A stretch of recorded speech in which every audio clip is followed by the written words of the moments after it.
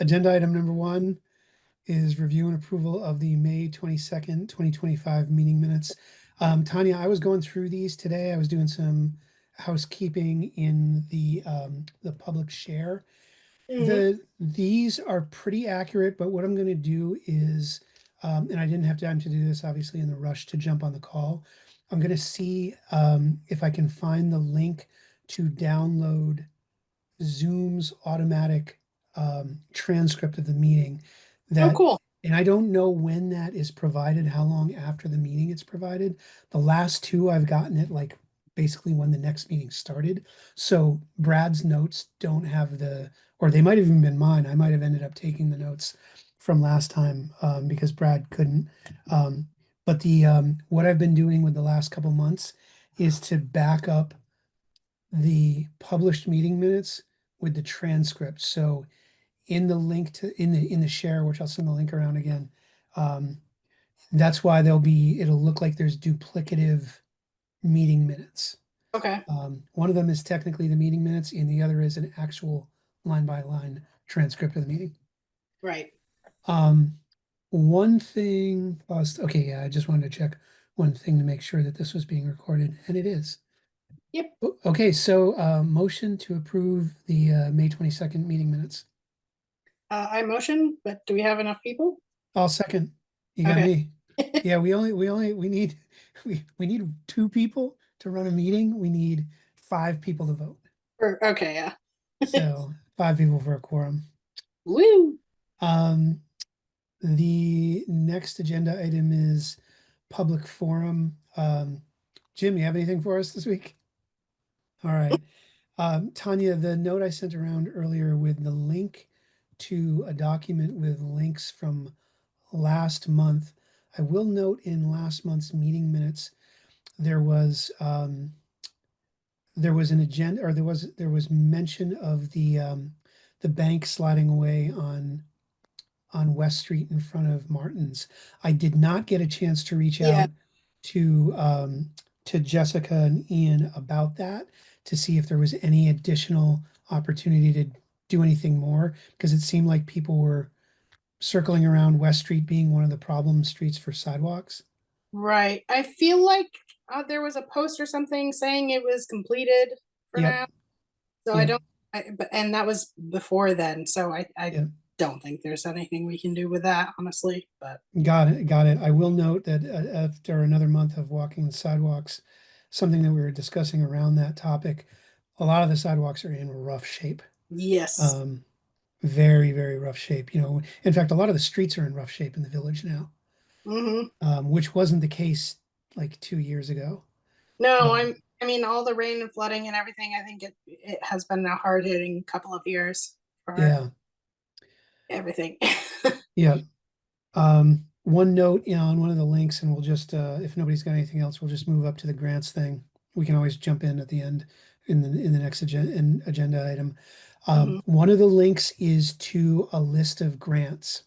Yep, I see. Um, and there's a deadline on one of them that's coming up July 11th, I think it is. I'm going to reach out again to the town grant writer. And I'm going to copy Ian on it because I mentioned in the last meeting, I've been having trouble with email getting through to people. So I'll reach Oh, out to the grant writer, get with her that list and all of the initiatives that we approved hmm. back a couple months ago, package those up and hopefully get them in front of the select board before June 11th. Okay, cool. Um, I will also note that our select board liaison, Jess Teets, she's been out of the country Oh, for a month or so, but she has been forwarding me stuff. Um, and Ian is obviously there for us as well, but he's also been extremely busy covering some of the other positions and things like that going on. But trying to think if there's anything else. There was one email that I'll forward that Jess had forwarded from someone in the village about a couple things. I'll forward, she sent that to me a little bit ago. I'll send that to everybody. It's nothing, I don't believe it's any new item or anything like that. It's just something that reinforces a pre-existing initiative of ours. okay. On the sidewalk thing, Yeah. Is it illegal for someone to repair a hole in the sidewalk themselves? Do you know? Like a small, like if there's a broken piece, if they fill it, is that bad? I'm not going to say that I've considered similar things. I Um, was just curious about the legality because I know people do that in Burlington. Um, artist. there's, is it legal? Like, I don't know if the term is technically one of legality or illegality. Right. Um, there are challenges obviously around spec and code. Hmm. Um, but I mean, I've seen this for decades in many different things. Hmm. Um, I don't, obviously, obviously there's no code in the Vermont whatever that says here's the guidelines for private citizens to fix infrastructure. Okay. Just curious. So, but I also know that people who have done, whether it's something like this or done things that are additive rather than restorative, Hmm. certainly aren't operating under any guidelines either. They're just like see an opportunity to make a community better. Exactly. I'll beg forgiveness rather than ask permission. Yep. Um, I will I will ask what the status is on the survey and whether they actually acted on that. I know that last year the Pine Street renovation took up so much of the bandwidth Yeah. of everyone as far as public works projects go. So it wouldn't surprise me if sidewalk repairs had kind of gotten pushed back because of that. Yeah. And I know sidewalks are just insanely expensive. Uh, Yeah. And they were the whole point of, I think, priority one of the survey was a sort of triage and prioritization. mhm. But again, 2 years on from that, a lot of the sidewalks are in worse shape than the bad sidewalks were Yes. when the survey was done. Yeah. It's very rough now. Not that I would know anything about sidewalk repair, but there are a number of different, depending on the damage, there are a number of different things. There's quickcrete. There's something called hydraulic cement. Um, a fan favorite is a new product by Bondo that was designed for skateboarders to repair Oh, sidewalk cracks and things like that. cool. So there's any number of actual things like there that are out there to repair cracks. You know, Yeah, I don't know if you've seen the like pothole bandit stuff in yeah, Burlington, but that just made me wonder, like, is that legal in Vermont or I don't know that it's legal anywhere. I think honestly what it comes down to, from what I have seen, the responses to these things range from the best response that people are looking for is no response to somebody out there say, being very sort of righteous and saying, "Hey, that was your head's in the right place, but you shouldn't do that."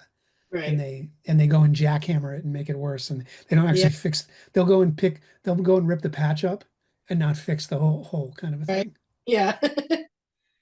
You know, Yep. I will say that I almost I actually I need to send a note to Eric Coda and the work crew to thank them for painting the stop lines Hmm. because not if another day had gone by, I would have been out there. I had done the research a couple of years ago to find out what paints used and all that stuff. Yep. Um, anyway, enough about or maybe not enough about. Maybe we need to discuss it more. No, But now we're public works projects. Um, yeah, so I'll follow up. I have to see who I can follow up with because Valerie was the one that originally had spearheaded all that, and I don't know if the responsibility has moved to somebody else outside of obviously Ian had been holding the line on that. I did get a note. Hold on, let me see if the answer is in the note back that I got back when we posted the agenda. Um,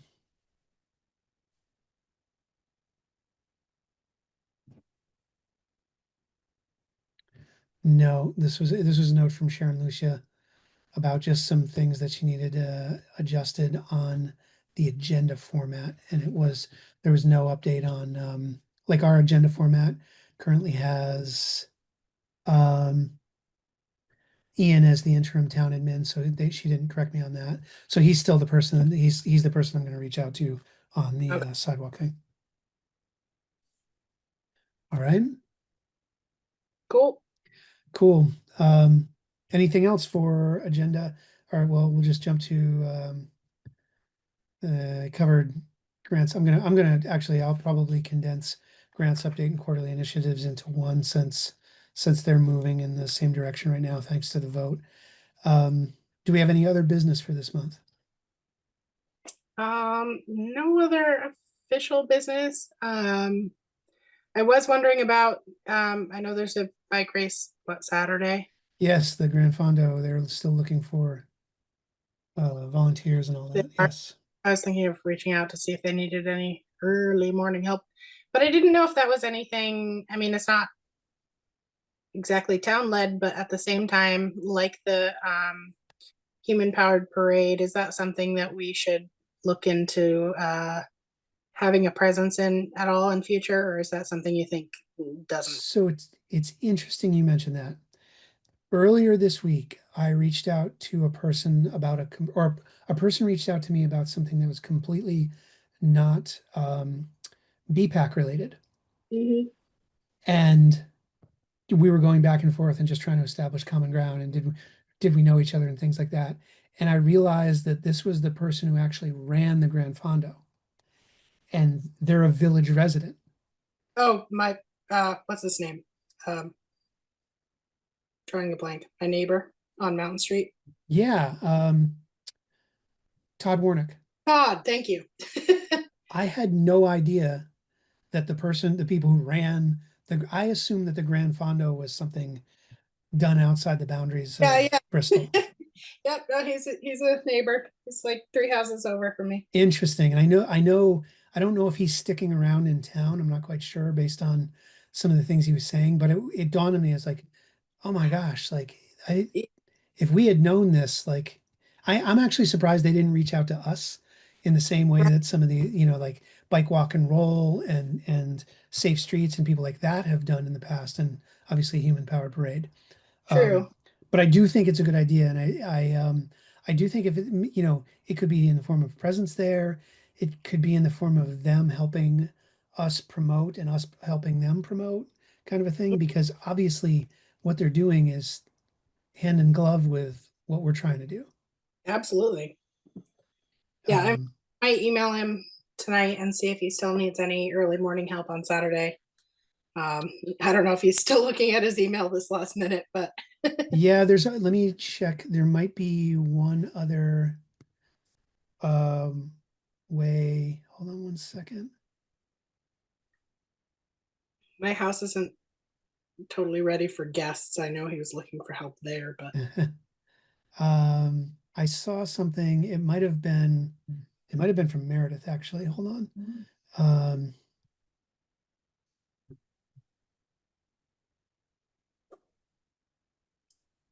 I feel like it was from the rec club. Um,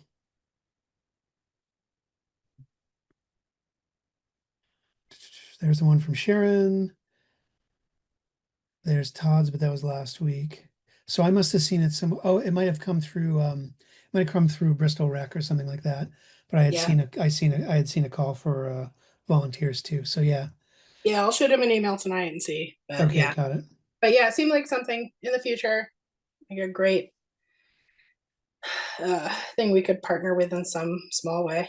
I believe so. It struck me. I couldn't believe it. I was like, oh my gosh, I had no idea that this was actually being run so close to home. Yeah, he's super. Um, yeah, and I just didn't even again, Well, part of me was like, how did they not reach out to us? right? Well, okay. So I think at one point too, like I ran into you once and asked you about you wanting a bike, and I was confusing you with him in person.